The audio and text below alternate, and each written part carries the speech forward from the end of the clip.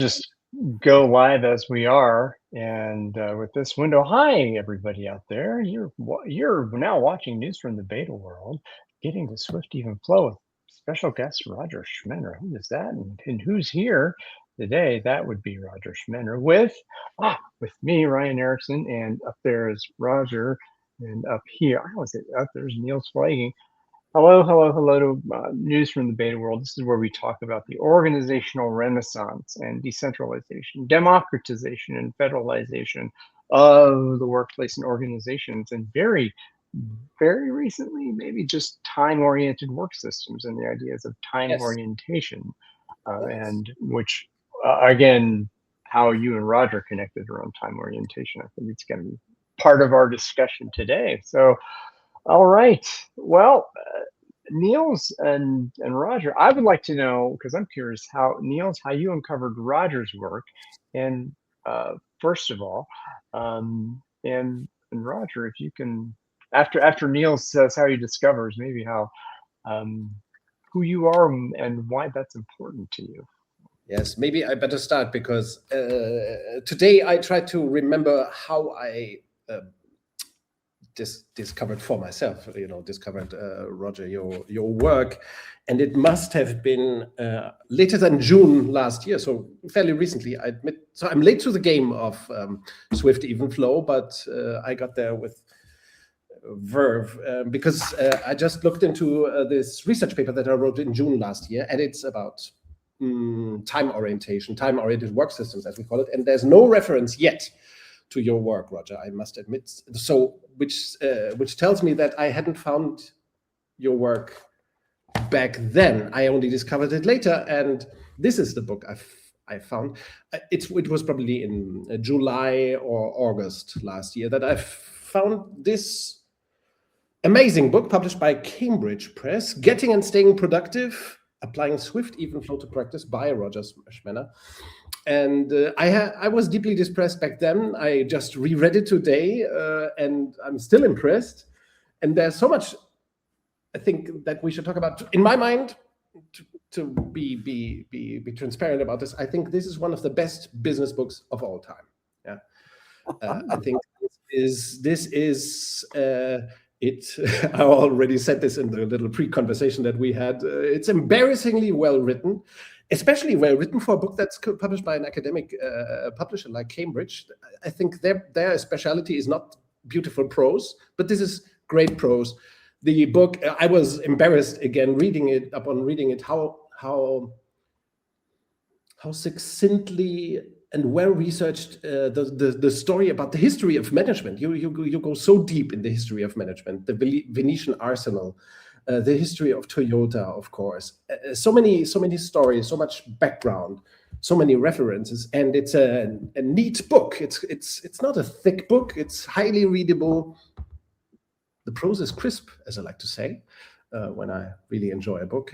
It's very crisp, very rich in content. And after I discovered the book, I thought, okay, who is this guy? Roger Schmenner. How can he have figured out so many things all at once? And I looked into some of your articles that are on ResearchGate. You're an accomplished academic, one must say.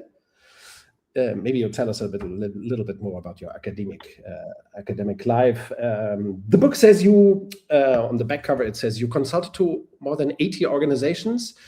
There were no, I'm not sure, you talk about several cases in the book, and you might have worked with some of those companies, I guess, yes. And for us, for Ryan and myself, I think it's very interesting also that among the best cases you mentioned, Toyota, Southwest Airlines, Nucor, there are many companies that we describe as beta, as decentralized, highly democratic. Right. Yeah. So, yeah, this is a wonderful book. I can only recommend it. Of course, now we want to know a little bit more about why you read it, how this is related to your academic work, why you wrote the book at all, and how you got to the topic of what we call time orientation, but you call it specifically Swift Even Flow, which is beautiful prose as well. Ryan, you agree? Absolutely, the last 30 years of your life, Roger. Yeah, right. So how did you get there? And please regale us with the tale. Okay, so a little You? background. I was born in Baltimore. Dad was worked for the telephone company. Mother was a homemaker. I'm a twin. Although my not identical. My fraternal twin was a theatrical agent in New York. So I went from Baltimore. I went to Princeton and discovered economics at Princeton and liked it so much that I went on for a PhD in economics at Yale. So I graduated from Princeton in '69. Went to Yale, finished a little bit early. Got my dissertation in December '72, and I was invited by Yale to stay for another year and a half, and then I decided to go on the job market. How comes that you maybe that's a dumb question for an American to ask, but I'm German, so I can ask dumber questions. How comes that you studied at Princeton and then at Yale's? I understand that those are best of the best. How do you call them? Eton. It's like Eton, Cambridge, Oxford, that kind of stuff. So how comes? Did your parents value education so much, or did you just? No. My parents. Neither of my parents went to college. Really? Dad did very well, but he had no college background. He was a product of the Depression. Yes. And so that was tough. There was no money to do that. So he started at age 18 working for what was then Western Electric, which was the engineering arm of the Bell system. Yes. I liked physics, and I think physics was what attracted me to Princeton. But if I want to be cute about it, in Baltimore, you're always a fan of the Baltimore Orioles, and their colors are orange and black. Princeton's colors are orange and black. And then in Baltimore at the time, the Colts, the Baltimore Colts, the football team, their colors were blue and white, and Yale's colors are blue, the same blue. So if we go from baseball to football in Baltimore, it's logical that I would go first to Princeton and then to Yale. Okay. But I stayed at Yale and was doing economics work. My dissertation had been on industry location, city taxes and industry location. Did property taxes or income taxes around cities affect industry location? The short answer is no. But I was interested in that. Yes. And went on the job market in the spring of '74. Meanwhile, my dissertation supervisor, my mentor at Yale, went back to Harvard with a triple appointment in the economics department in the Harvard Kennedy School of Government and at Harvard Business School. And he threw my name in the ring for a position in operations management at Harvard Business School. And so I interviewed there and got the job. And at age 27, started as an assistant professor in operations management at Yale. I knew nothing about operations management. Yes, I was a step ahead of my students at the time. But you were the prodigy, probably 26 years old, teaching at Harvard already. So you were. Well, yeah. Well, I think there were others too, but anyway, I started learning. Harvard is a case method institution. Yes. So you were learning cases. You went out and you started writing cases, and I continued my work in industry location. First, you'll be interested, Ryan. First around Cincinnati, Really? because Cincinnati has the most interesting tax situation going, and I recognize that early because Cincinnati has property taxes around different property taxes around the suburbs and city, and then the suburbs have different rates of taxation for income, and that is very unusual in the United States. So Cincinnati was an interesting place. I started there, and also because I was in Boston, I started in New England, and did some work trying to figure out how industry located where they did, why they decided to expand on site, why they decided to establish a new branch location, how they decided to move if they needed to move. But all that while you taught operations management with this, yes, which is yes. So I'm doing that. I'm doing that at the same time. I'm doing that at the same time. Okay. And I'm getting better at cases and understanding operations. I get fascinated by different processes. So job shop, batch flow, line flow, assembly line, and continuous flow operations. Okay, so I'm working on that, and I was at Harvard Business School for 4 years as assistant professor. In that last year, the operations group invited Alfred Chandler, Professor Alfred Chandler, who was the business historian at Harvard Business School, to talk about his then new book, which is called The Visible Hand. So The Visible Hand, I've got a copy. The Visible Hand, written in 1977. So he talked about it just after it had been published. And actually, the title is the takeoff on Adam Smith's, of course, his Invisible Hand. This is The Visible Hand. It's a history of management. And it was fascinating to me to hear him talk. And I went out and read the book, and was fascinated to learn that the companies that were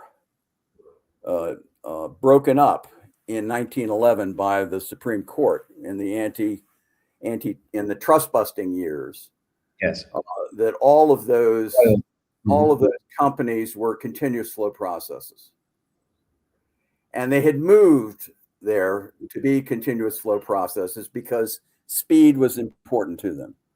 So Chandler talked, for example, about Rockefeller, and that Rockefeller had the fastest refinery west of the Pennsylvania oil fields at the time. We're talking about the 1860s.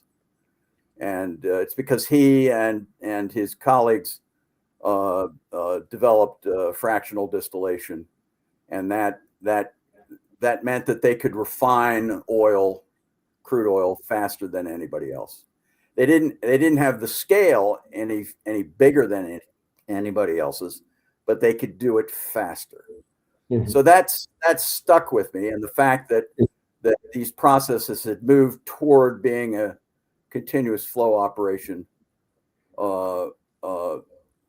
stuck with me. So I left Harvard Business School in '78 with a 2-year research contract with the U.S. Department of Housing and Urban Development to study the location decision making of the Fortune 500 companies. Okay. And I had 3 full-time research assistants. I had a full-time secretary. I had money to travel.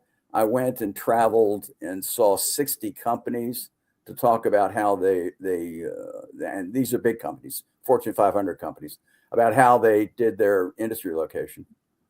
Developed surveyed those companies, and at the end of 2 years, then finished that work, and that developed into a book called Making Business Location Decisions that was published by Prentice Hall, I think, in '82. So I So I went from that research project, and then I went back into academia. Well, I was in academia, but I went to a business school. I went to Duke. So I went from Boston to North Carolina, and at that point, I'm saying to myself, well, I'm about finished with industry location. I've done my thing here. Mhm. I'm looking for a new project. And at that time, the U.S. was being crunched by the Japanese. Yes. The beginning of the Deming years of the This is when Deming and Duran and Phil Crosby were making hay. This is when lots of people were saying, "Oh, the playing field isn't level." That there's all kinds of problems here. The Japanese really are not that good, and they are not playing fair. That was related to your location topic, probably. Mm-hmm. Yeah. So I said to myself, well, I'm confused here. You know, a lot of people were saying different things about what contributed to productivity, and the academics they're saying, well, what's really true here? And so I got there, and I started wandering around North Carolina. North Carolina is rich with different kinds of manufacturing. And I went out and saw 20 or 30 different companies. And I talked to them about productivity. How do they define it? How do they think about it? What's important to them? Have they experienced productivity gain? That sort of thing, and developed a survey that later turned into a survey that asked 220 questions of a plant about its operations. Mm-hmm. As much as I could think about, you know, and from what and how I talked about it with these folks. And so I went into that. And as I'm talking with these folks and thinking about the survey, I remember Alfred Chandler and speed. Mm-hmm. And I'm thinking to myself, well, I should ask about speed. Now I didn't know enough to call it throughput time at the time. I think we've sort of standardized on throughput time, but the concept was vague enough at the time that we didn't have a lingo that was generally accepted. So sometimes it was cycle time, sometimes there were other words used.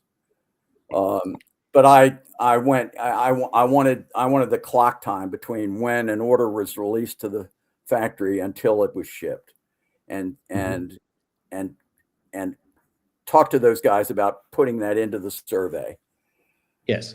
So I did some initial work on that, and presented a preliminary paper on it at the Academy of Management meetings in August of 1982. Okay.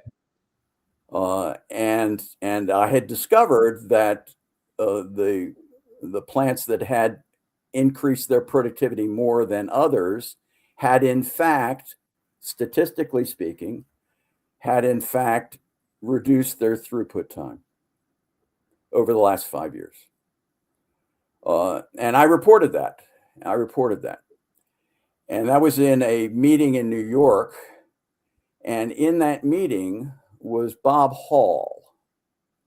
And I don't know if you know Bob Hall. So if you look at who was responsible in the United States for getting the word out about just-in-time manufacturing, the first guy was Dick Schoenberger, who was at the University of Nebraska, and he was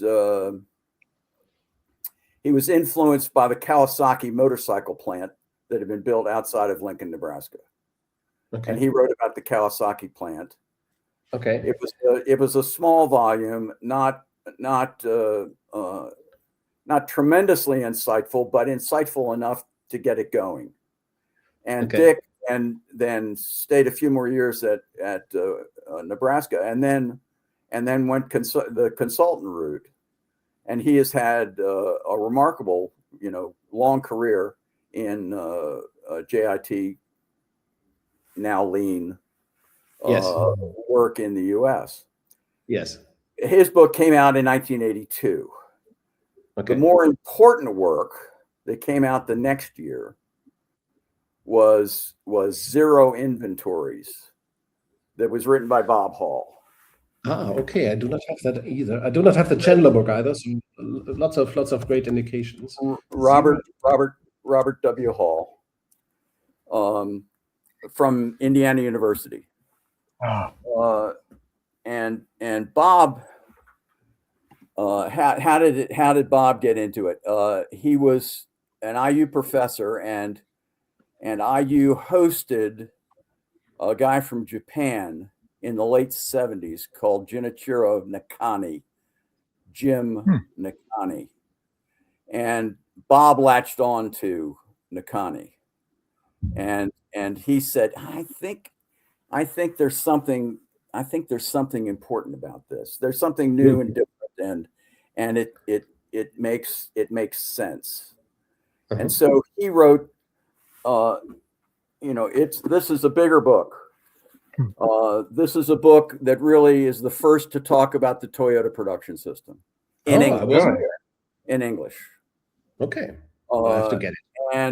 And I read it, and this is the book that changed my life. Mm-hmm.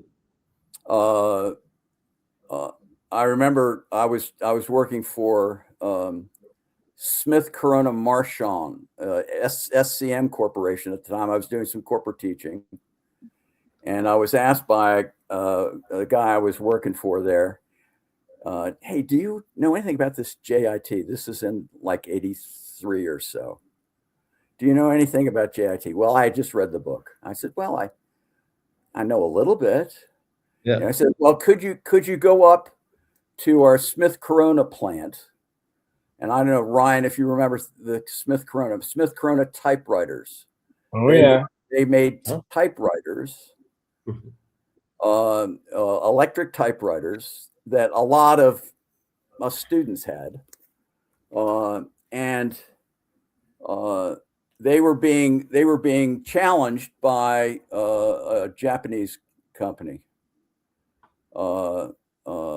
And they were worried. Were they going to survive?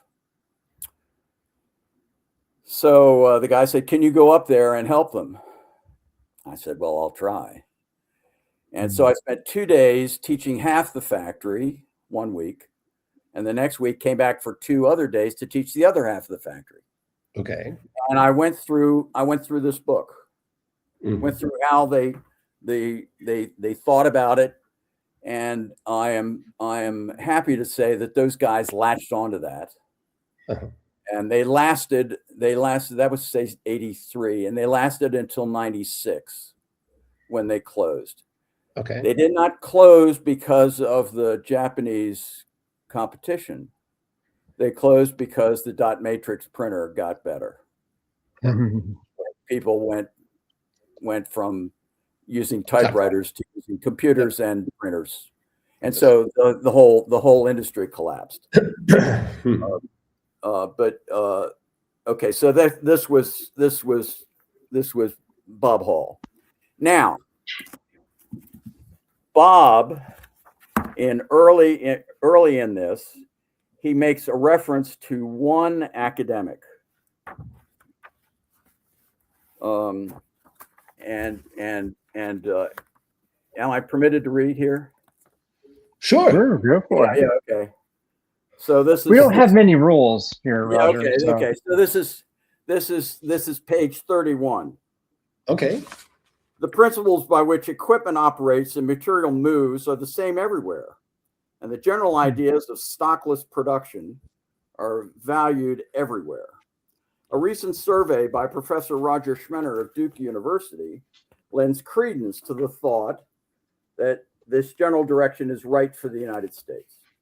He surveyed manufacturers in North Carolina to determine what practices seem to be correlated with improvement in productivity. In a paper he presented at the Academy of Management annual meeting in New York in August 1982, he said, and he's quoting me from the paper, "For the most part, the independent variables which are highly correlated with productivity define classic ways of simplifying and smoothing out the production process. For example, it was found that many engineering change orders are disruptive to productivity, as are frequent design changes and product mix changes. Smoothing the flow of materials is important. Those processes, which had improved materials handling, reduced scrap, lowered rework, improved quality, lessened expediting, lowered production cycle times, note production cycle times, reduced shortages, adopted MRP systems, or had significant numbers of their workers cross-trained, appeared to have a higher level of labor productivity than plants which have not enjoyed this kind of change. Those plants which measure productivity on a units per worker hour basis also tend to have higher labor productivity than others. Although significantly, plants that have either individual or group incentives do not appear to have higher labor productivity than plants that pay by the hour." Back to Hall. Schmenner uses the phrase production cycle times to mean what in this book is called throughput time or lead times. Every factor he cites as being correlated with productivity in North Carolina is consistent with the concept of stockless production, which has already been presented or will be presented, although stockless production would not advocate using the typical job shop form of MRP for production, which can be made repetitive. Oh, that was very insightful already. Yeah, okay. yeah. So this is Very early. What Schmenner found was that it was the basics which count, and he did not have stockless production in mind when making the survey. So Bob was there. Yeah. 5 years after that presentation, I have the office next to him. So he was the guy who recruited me for Indiana University, recruited me from Duke, and he was a fount of information. He was the guy who throughout American manufacturers was known as Doc Hall. You could go to some of the early skits, you know. So a lot of companies, and Hewlett Packard was famous for this in the early 80s. They would run skits of what a push system was and what a pull system was. Yes. So they'd have push production, and then they change it to pull 3 and then pull 1. And they'd be making things out of cardboard or something like that. But they show how it was. And one of the early ones, the guy mentions Bob Hall. So Bob was right there at the start of a lot of the thinking in American manufacturing about appropriating some of the Japanese insight. So you're making all these discoveries through. I mean, you're building this knowledge, and you're aware of what's happening, and there's something about this idea of throughput and speed and what were the processes going on. So this to me, what this is telling me, you're in this environment that this curiosity is arising in you, and you're wondering, you know, what's behind that. Yes. And at that point, you're kind of operations management, coming at it from this standpoint of economics.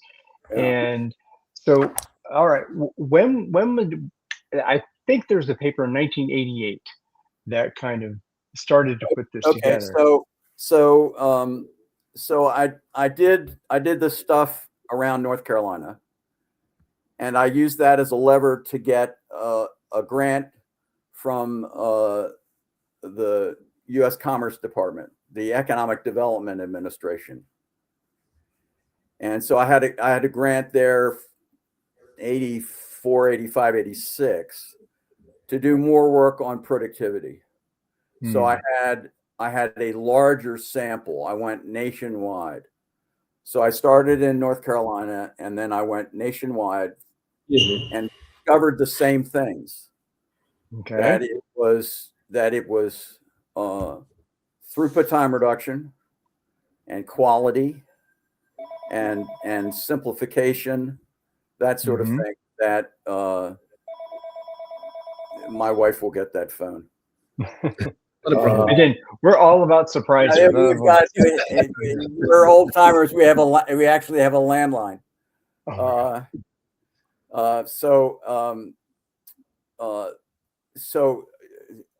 the national project went through 86. In 86, then I had been recruited in the subsequent year to go over to Switzerland for a year and teach at what was then IMIDE, what is now IMD in Lausanne, Switzerland. Okay. So that was I've been a visitor there 3 different times, and the first time was the 86 to 87 academic year. So I had just finished this research nationwide. Yeah. And I went to IMD and I said, can I take this survey and do it with IMD companies? And I did. And I got some European data. Okay. But before I had gone to Switzerland, I had been recruited by Indiana University, and I committed to IU. Immediately, I went on leave to go to Switzerland. I got back to IU in 87, and that's when I took up residence next to Bob Hall. Okay. In the next office. And then I wrote a paper, and this was coming out of what I was doing at IMD. So the paper was really sort of started in Europe and came over to the U.S. Called "The Merit of Making Things Fast." And I wrote that paper, and I flogged it to Harvard Business Review. And Harvard Business Review says, "Oh, interesting, but we've just committed to publishing another paper by a guy named George Stalk. Time-based competition. We can't do yours." So I went to the HBR competitor down the street, Sloan Management Review, and flogged it there, and they accepted it. So Stalk's article, the first one on sort of time-based, comes out of HBR in the July-August 1988 issue. In the fall 1988 Sloan Management Review, my article, "The Merit of Making Things Fast," comes out. So I'm right there. Yeah. And I didn't know Stalk. I didn't know what he was doing. It was that I was following what I was finding out empirically, and what made sense to me. And I had, at the same time, lean must have exploded. Yes, lean was starting to take off, but you really don't find that until 1990 or so. Yeah, so it was first quality. Yeah, there's a whole decade of work before the machine that changed the world. Yeah. Another little story. So Bob Hall gets invited to speak to the special group at Ford Motor Company. There's sort of their internal think tank. Okay. And he drags me along. Okay, and this is in the early 90s. So it's after some of the stuff with the machine that changed the world. And these guys, they just want to get to know, what Bob knows, and I'm just tagging along. He's just very nice. And they start asking Bob questions, and he's referring to guys who were doing the thinking at Ford and other auto companies before those own guys were doing it. It was their mentors that he had dealt with. He had them eating out of his hand, in the matter of moments, because he had the history of JIT in the U.S. He had been part of it. He knew a lot of that. Yeah. So yes, it was the whole lean thing, but the foundations were laid a decade before that. True. And I think at the time, total quality management was the big deal, probably, right? Yeah. It was, I mean, before the quality awards, before any of this, we have Bob going around and preaching what JIT really was. Yes. So okay. So this is very much about what's happening out there, doing the empirical research, finding what's going on. Have you been doing it for a long time at that point? But there was something missing. Then what? So you're an operations manager. You're saying that there's all this empirical work, but there was something lacking. What I read and got from your the corpus that I got to, there wasn't really a theoretical background. Okay. Good. Yeah, Ryan, good. You're good. Okay. So I'm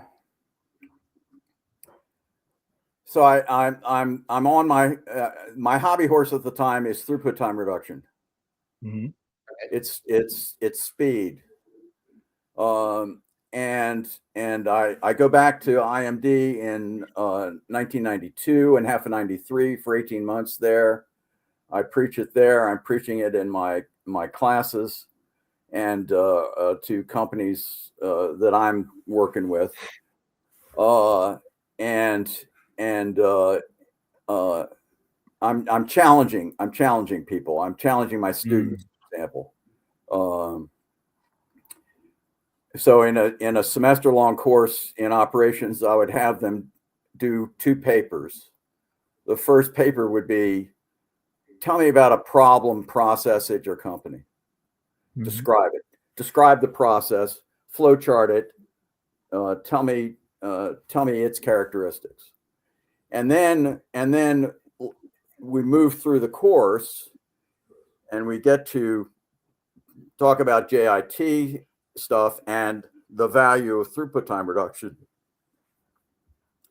And then I have them write a second paper, which says, take that problem, use these ideas, and solve the problem. Mm-hmm. So, for example, a classic one, we had lots of accountants there. And I would say, what about the close of the monthly financial statements that you've got? Okay. Yeah. Do you really have to wait 2 weeks before the managers get them? Wouldn't it be better if they could get them right away? So on the first of the month, say after noon, after lunch, they come back and they have the last month's financial reports right there. Couldn't you do that? Couldn't you do that? And some of them did it and became heroes in their companies, and others did other kind of work that was important.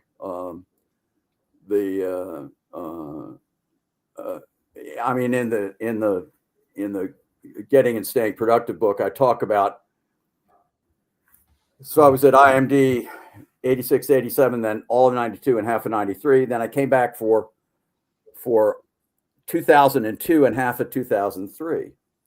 Mm-hmm. And we're on a field trip with the MBAs, and the field trips there would usually take to a couple of places, but one of them would be the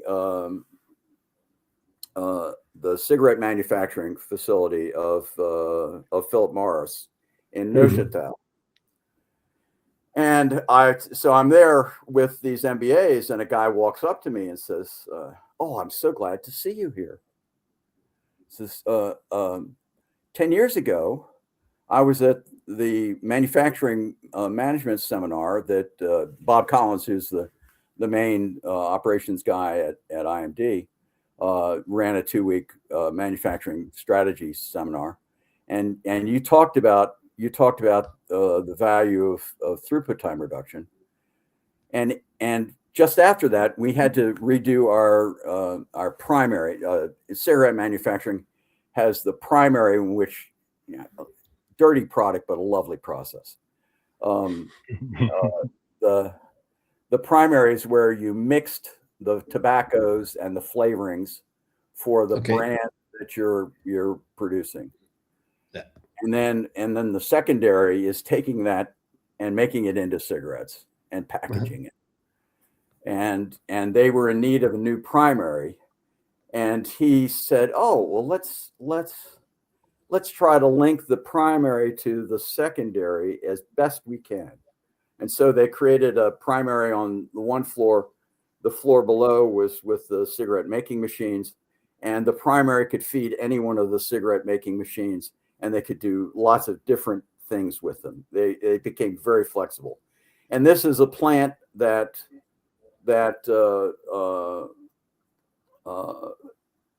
created, I think, 270 different product packaging variations, which is very different from Philip Morris running in Richmond, Virginia, where there are floors of just Marlboros.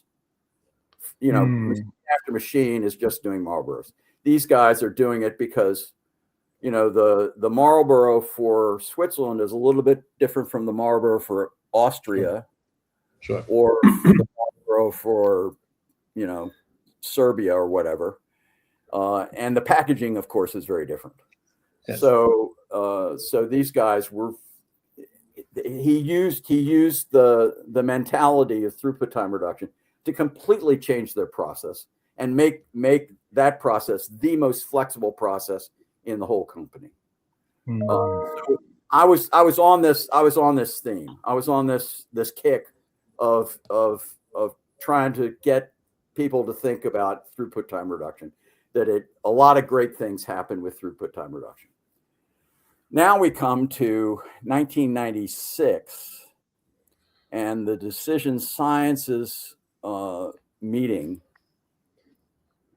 I don't know where it was, but one of my colleagues from IU is there and in this session, and he's saying, "Is there no theory in operations management?" And some guy, well, it was Jack Meredith from Wake Forest. He said, "Well, what about the product process matrix?" And that was an idea of a diagonal in which there were different types of processes, and the end of the diagonal was a continuous flow process, but it wasn't a theory. This was an idea from Bob Hayes at Harvard. I was there in the teaching group meeting when he brought the idea to it. He wasn't trying to develop a theory. He was trying to coordinate our thinking about the cases that we were teaching that semester. And I said to myself, Jack, no, that's not a theory. And then I went back that Christmas. This was a November meeting. I went back that Christmas when I had time. I said, "Okay, I'm going to go back. I'm going to try to create a theory here. I'm going to try to put it together." Morgan Swink has challenged me to do this, I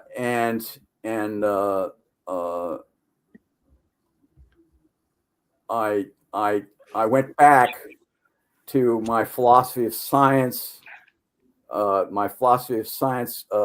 course at Princeton that was taught by an eminent guy by the name of Carl Hempel. And I got out the textbook and went and started reading about it and said, okay, this is what theory is. This is what I have to do. And then I said, well, gee whiz, I mean, Swift flow is part of it, but it's not the only part. And I relooked at my research, and the research had quality and simplifying processes and whatever. And I said, well, I've got to reduce variation. So I need something else in this theory to make it more complete. And because if it's going to be a theory, it's got to explain everything. You know, it can't not touch everything. So I said, okay, I'm gonna call that even. So I'm gonna call it swift even flow, and I'm gonna tout that as a theory. And then Morgan Swink, who was a colleague, he was deep into what was then the sand cone model, and it was about production frontiers, and so we developed another little theory, the theory of production frontiers, and we came out with a 1998 Journal of Operations Management called On Theory in Operations Management, and that was the first time that swift even flow was written down. Mm-hmm. So that then became the theory, and I was challenging people with it. I'm saying this should explain everything. This should explain services. This should explain manufacturing. This should explain anything that is a process, a repeatable process. Okay, so I got to come back a little bit. That this is a big thing. You have been doing all this work. Everyone had been doing all this work around description. You've been observing and describing what's happening and saying, oh, this is happening here. We have case studies that were describing what's happening. But the Hempel insight brings you to say, well, there's a distinction. That description is one thing, but theory explains. Theory helps you build laws Right. that I mean, allow as the saying goes, there's nothing more useful than a good theory. So I wanted to be useful. I wanted to be useful. You know, so that meant creating a theory. Yeah.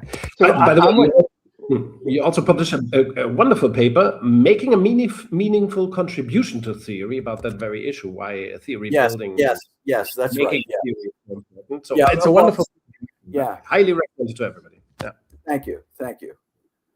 Yeah, so I got into this. I got into the theory part of it, and to also let people know that you can do science without doing theory. That a lot of it is good observation. You don't need to start every academic paper saying that you are testing a theory, because you're not. You shouldn't be. You can describe a wonderful series of facts. That is great science. I mean, yes. Think of Jane Goodall in Africa describing chimpanzees. You know, I mean, that was wonderful science. It wasn't theory, but we know a lot because of that initial work. So I wanted to get people to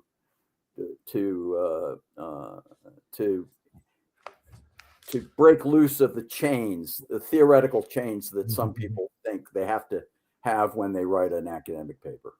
I would say you're the ultimate. You're one of those very few critical thinkers in academia. It's a delightful thing. It shines through in the book and in the articles. It's just critical, independent-minded thinking, so to speak. Yeah, you're not boring.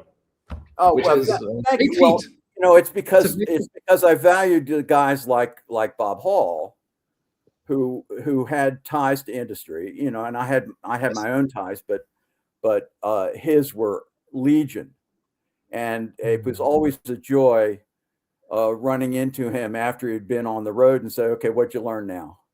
Yeah, what's new and different, and tell me about it." And it was always wonderful to have him talk about what was new and different in America, or had he just gone, he financed himself many trips to Japan, and he'd come back from Japan and say, okay, now what'd you learn there? What is Nakani? What is his friend Nakani telling him?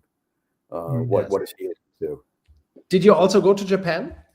I have never been to. Well, I've been to Narita Airport. I have not. I have not been on the way to somewhere else. Yeah, on the way to somewhere else. On the way to Southeast Asia.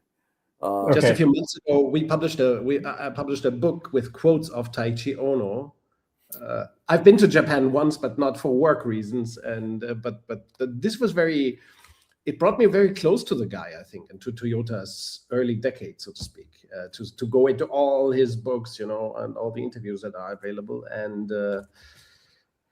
see for yourself. Wonderful stories about Ono.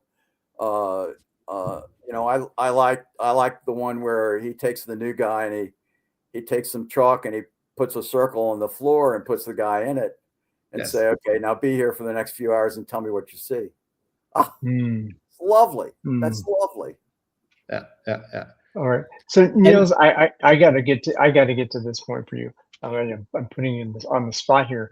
So you find Roger's book, okay, not knowing anything about Roger at that point. Yes. What was your first thought about how all of this, the body of work that Roger has brought into what we are now doing with the Beta Codex and time-oriented work systems? What struck you most about this work that brought Roger into our domain? I really was unaware of all this background, Roger, that you just told us about. So when I read your book, I first thought, okay, this is.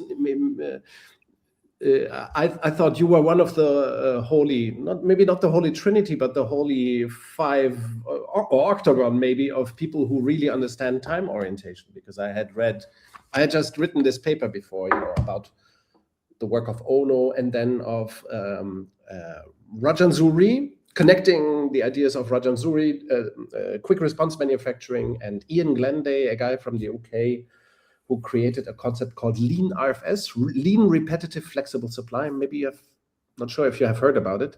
No. He also created there are several big, next to the Toyota production system, there are I think three big concepts of time-oriented work and production. Quick response manufacturing, you know it well. You refer to it in your book as well. Right. You kind of commented on an article by Rajan Zuri that was published just last year. So you are you know it well. Then Lean RFS by this Briton called Ian Glenday. And there is an Austrian, Ernst Weichselbaum, who created his own variety of time-oriented production. So these three, when I had figured out that these three approaches existed, QRM, Lean RFS, and the Weichselbaum system, I felt obliged to write this paper and condense these things into not so much theory, but a comparison and saying there's really time-oriented work systems exist for every kind of company. Then I found your work and I thought, okay, this is the guy in America who really understood it, even better than Rajan Zuri, I would argue. But this is just a pun, just a little pun, just to tease him into doing a podcast session with us as well. Not serious, not meant so serious, but you really articulate these thoughts so well. You relate it to history. You relate it beautifully to Toyota, even to the I must say, Rajan stayed with manufacturing and particularly a lower volume, a high mix kind of work, where I was also teaching about services. Yes, you wanted to broaden the approach visibly in the book. I naturally had to get broader than that because I was also teaching service operations at the time. Yes, and was seeing how all of these things could apply to service as well as to manufacturing. In fact, that's why I started the book. I started the book with the service with the orthopedic surgeon. Who did my 2008 left knee replacement.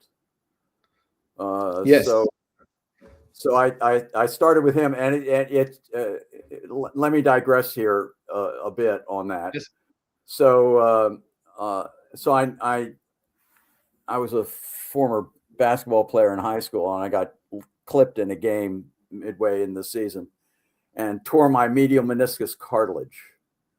And I had to have it operated on, particularly the next year. I hadn't had it operated on, but then went out for freshman lacrosse at Princeton. And in the third day of practice, I crumple up on the field. My knee has given out, and I need to have it operated on. Well, in those days, it was 1966, when they looked at a medial meniscus cartilage, they removed it all. And so I was bone on bone for 42 years before it really started to hurt me. Yes. And so I needed a surgeon around Indianapolis, and I heard about this guy. He was doing lots of them. So I started talking to him, and he was doing between 750 and 1,000 operations a year.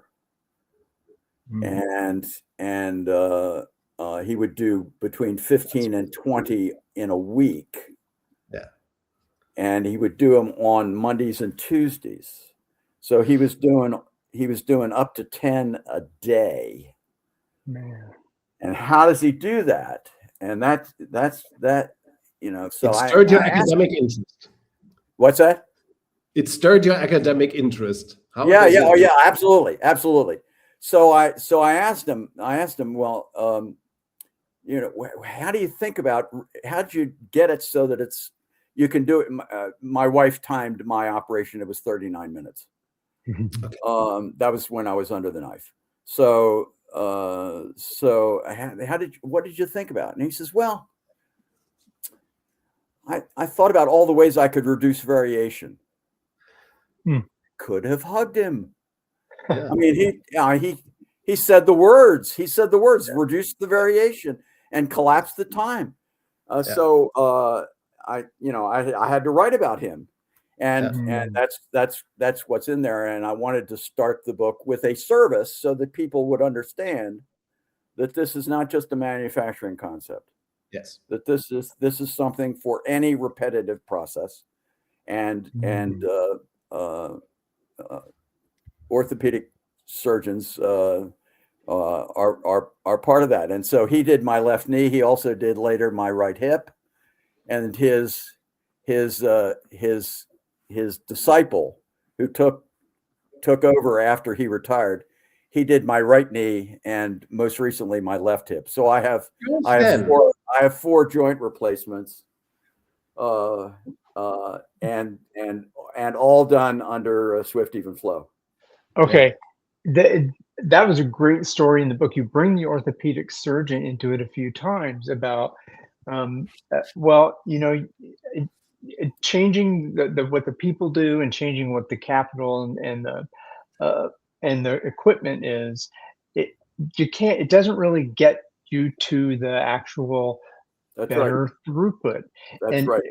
What I read in there, well, there's the microeconomic theory about the capital and labor replacement. Well, big deal if you replace the capital and the labor, that those aren't really the levers that make transformation happen. Right. And this, I think, is the big beta concept about you're not working the people. You're not saying, oh, people, you need to be better, and oh, we need better tools. You are focusing on the process. You're working the system. That there is a system of orthopedic surgical, joint replacement, and that's the insight that was really exciting. He would say, I never hurry.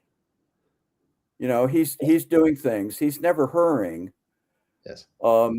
But you ask the nurses around him, and they say, well, what is it like in the operating room? And they say, well, gee, it's like choreography.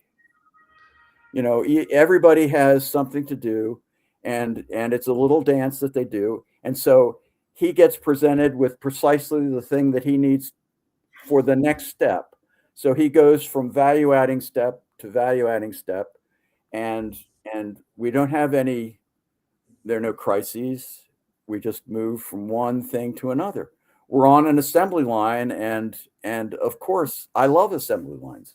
They make great quality things. I want to be on an assembly line when I have my joints replaced. So it was that to me was the perfect way to start it, because it's something that everybody can appreciate. Yes, yes, Mm. yes. And again, you are a true writer, so this book has this aesthetics to it.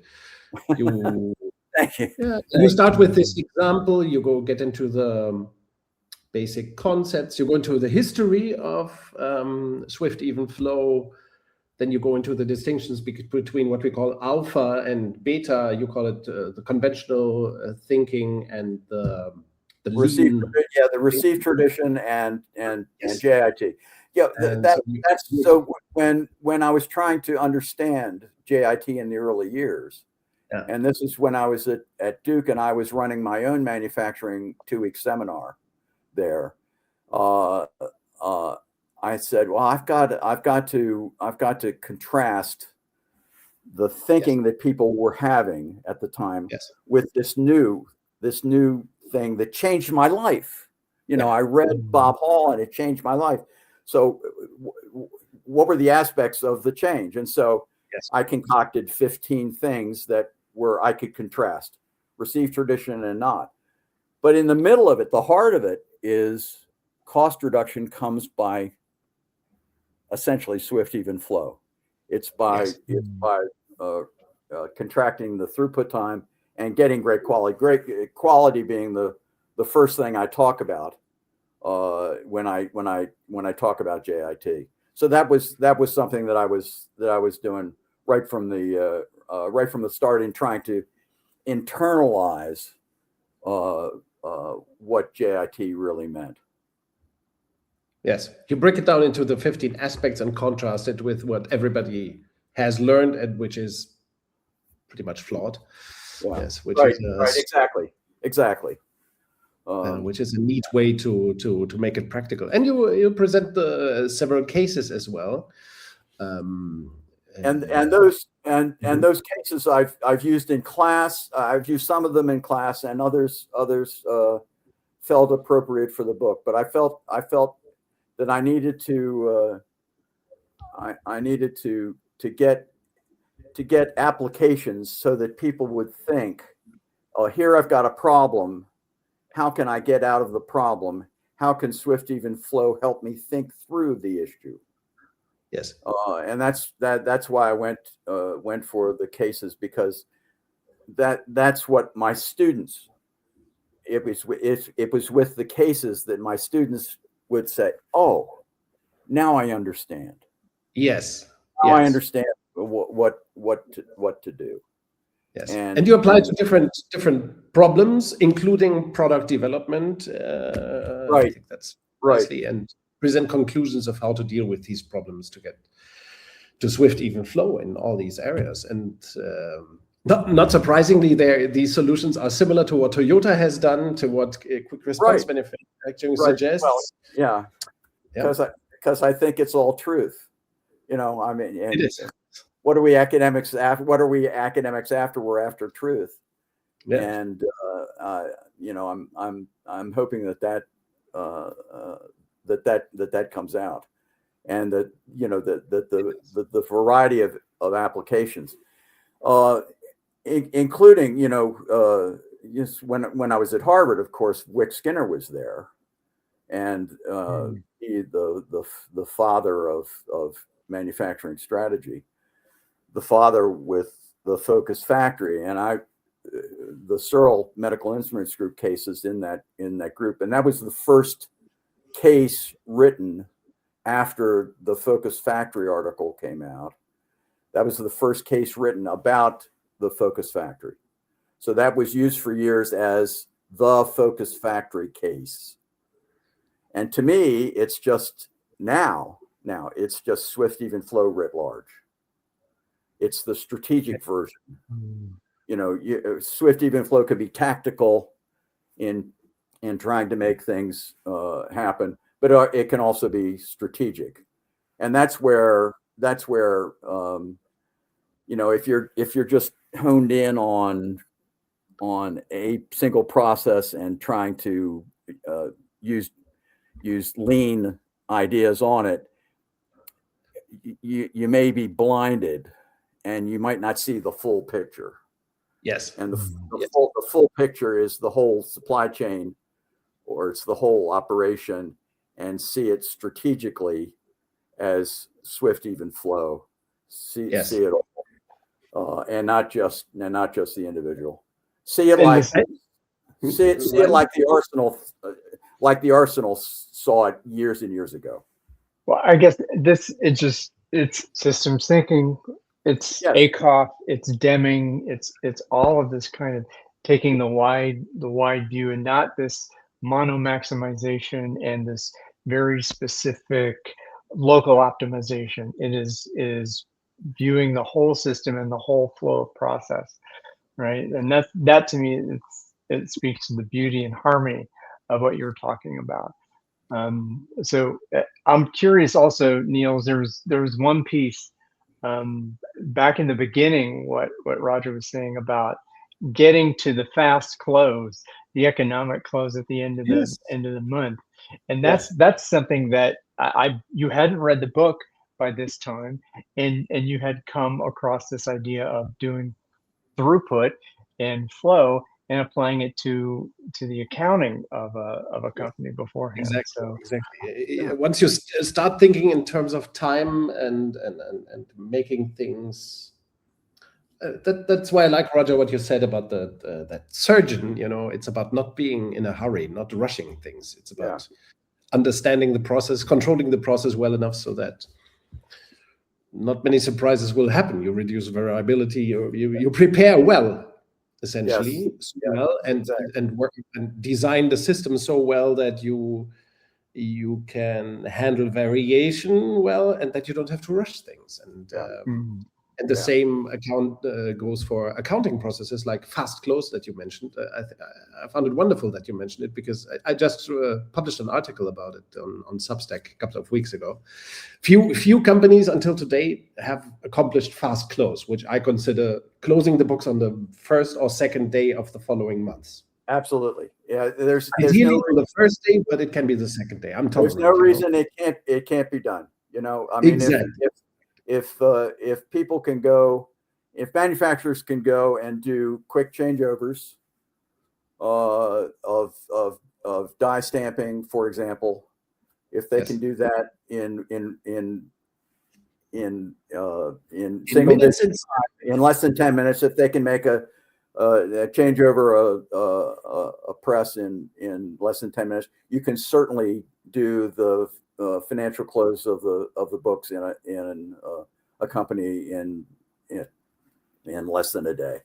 Sure. One of the things that your book, not exclusively your book, but your book and other stuff that I studied over the last year or so inspired me to think about is, okay, what if we apply the idea of time orientation to software implementation projects like ERP systems? When they are implemented, it still takes 2 years, 3 years, or forever. So why not do it in 3 months with appropriate, like your knee surgeon, right? The surgeon you talked about, why not prepare it better? Why not produce swift, even flow so that you can do it in just 3 months, what otherwise would take 18 months, 2 years, or forever? We still have so much to explore in time oriented. Yeah, and I think the mentality there, I think, is so many companies think of themselves as sui generis, when in fact they should be plain vanilla, like everybody, like everybody else. So instead of going for a software change that has little bells and tweaks and whistles and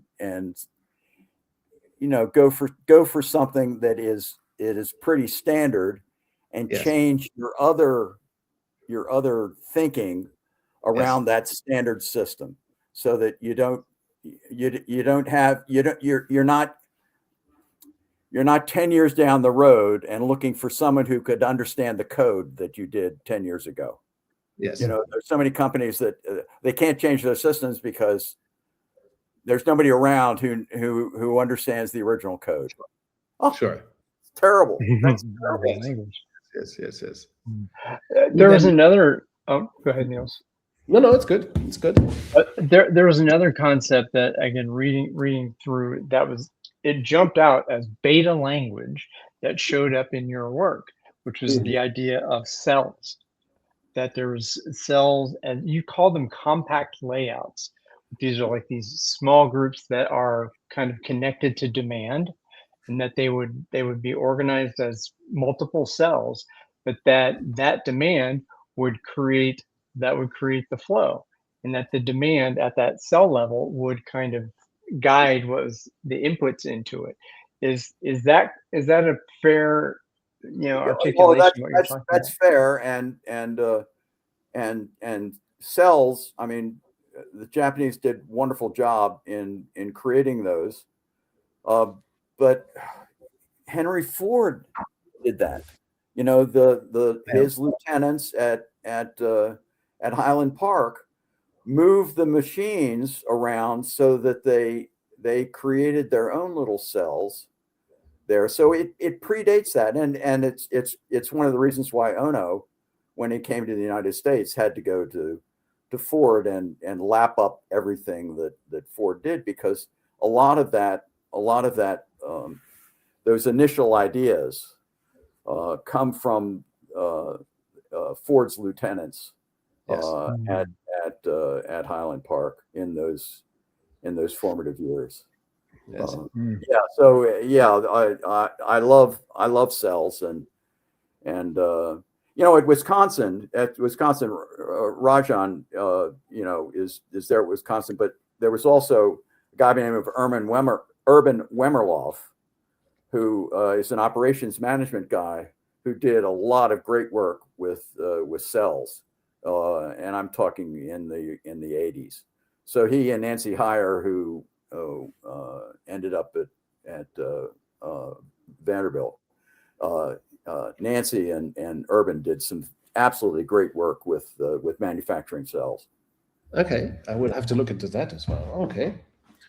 Mm. Back to 2012, maybe. Yeah. How? What happened after the book? What happened after the book? I retired. Okay. The book came out in the spring of 2012, and in the spring of 2012, I turned 65. Okay. But So, you must have done something around the book. Did you have the opportunity to work with organizations around this? well, there was some of it, but not a lot. Not a lot. I mean, the most fun I had was a guy from the Indiana State Supreme Court Okay. who had a manufacturing background. He got a hold of the book, and he's the chief innovation officer for the Indiana State Supreme Court. And he said, Roger, come on in and help us think through some problems that we have with the way our court operates. And Yeah. the Supreme Court is not just the justices sitting on cases. They have education of and credentialing of young lawyers. They have supervising the work of the county courts in Indiana. So we had some great times there, and then I did a course for them and some of their people, who then went out and discovered their own little cases and have changed the way that the court operates. So it's now much better. An example That's that wonderful. comes to mind is when you want to bring in a lawyer from outside the state to a court case in Indiana, and this is true for any state, that outside lawyer has to be formally credentialed for the court. So if you're bringing in a Chicago lawyer to an Indiana case, you need to credential that lawyer. And so there was a system by which you credential, and you found that he was in good standing. You had his bio and that sort of thing, and he paid $165 a year to be able to work on a case. Yes. There. In that state. Well, yes. What happens then if the case lasts into the next calendar year? Okay. Well, the state Supreme Court had people that had to track this. There are 92 counties in the state, and so there were 92 county courts that they had to track. Where were these outside lawyers? Are they still around or not? It was driving people crazy. And so we flow charted it. There were 40 steps to the process, and it was driving people absolutely nuts. And so we said, okay, well, how can we change this? How can we simplify it? How can we apply Swift Even Flow to it? And so the people said, oh, they were charging by the year, by the time. Why don't we charge by the case? Okay. So it went from 40 steps in the process to 5. Okay. Yeah. And now it's not a problem. And Indiana is probably getting more money out of it than they did before. So I mean that's an example of what some fun after things after the book, some fun after things yes. that I did. But you know, I haven't been out on the road solving major problems with major companies in the U.S. I haven't been, but you have done some publishing, by the way. I'm hoping that the book helps them anyway. Yeah, and you published a few things after the book as well. Yes, I saw that on ResearchGate. That's been part of not flunking retirement. Yes, very well put. How happy are you with? I mean, Taiichi Ohno and others founded this. Shigeo Shingo, you all mentioned them in your book, by the way, and right. Then comes your generation of making sense of it all and producing theory and presenting it in a decent way. Something that Taiichi Ohno wasn't too anxious of doing. No, and nor did Toyota really want him to do that. Yes, and I think he wasn't so inclined to write. That's what I got from studying his work. It wasn't his thing. It wasn't his cup of tea. He wasn't the writer. No, I understand. From my understanding, he's a very hands-on guy. Yeah, exactly. But you are, and what do you think is the future of Swift Even Flow?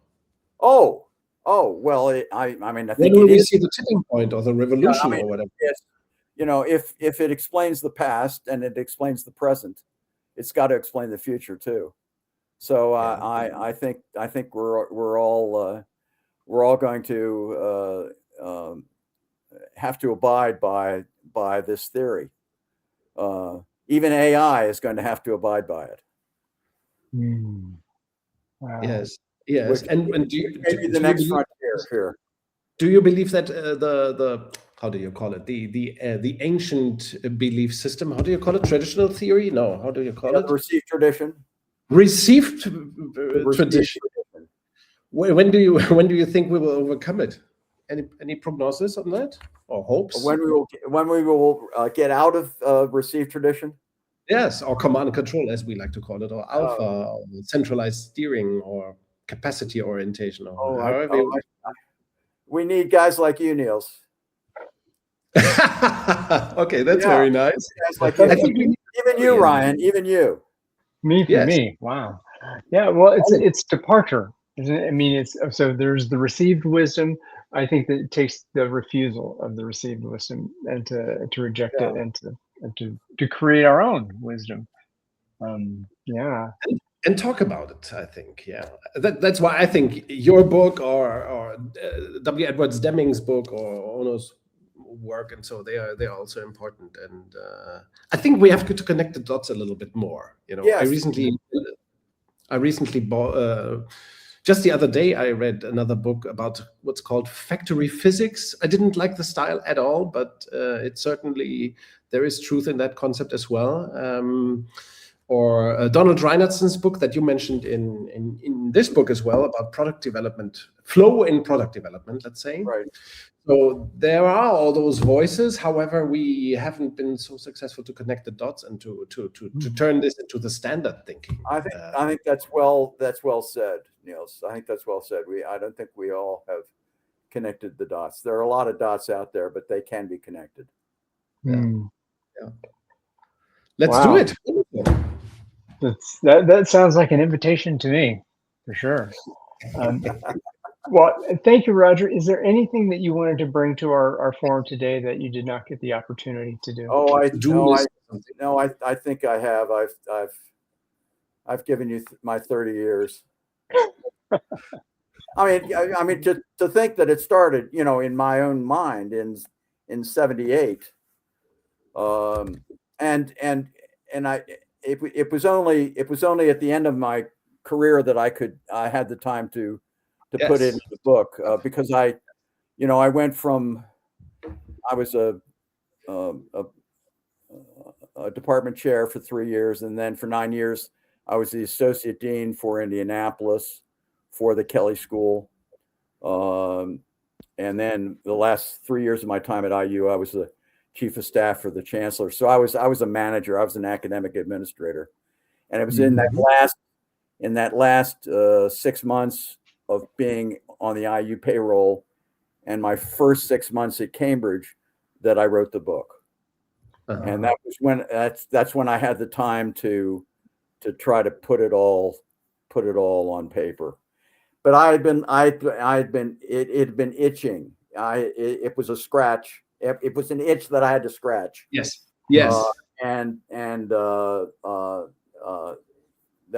That's why I had to write it. I believe you accomplished a masterpiece. I recommend the book, Getting and Staying Productive, Applying Swift Even Flow to Practice. And I mentioned this article before, Making a Meaningful Contribution to Theory, just as one of the wonderful academic articles that you published, Roger. And that I think it's so delightful. I will use it in my online masterclasses in the future, where I use academic texts that we would then discuss. I think it's an amazing piece, very beautiful. We have the Hall of Fame of books in the Beta Codex, on the Beta Codex. I believe Staying Productive is now in the Hall of Fame of books that we have. You guys flatter me. Thank you. All right. So thank you very much for being available for this conversation. It was delightful. I enjoyed it, guys. And we would be happy to talk to you again if you come up with anything new or sharing or that you want to share here. And thank you very much. Get some consulting going. All right, folks, we're gonna end the stream. We'll say goodbye, good luck, farewell. Thank you for the precious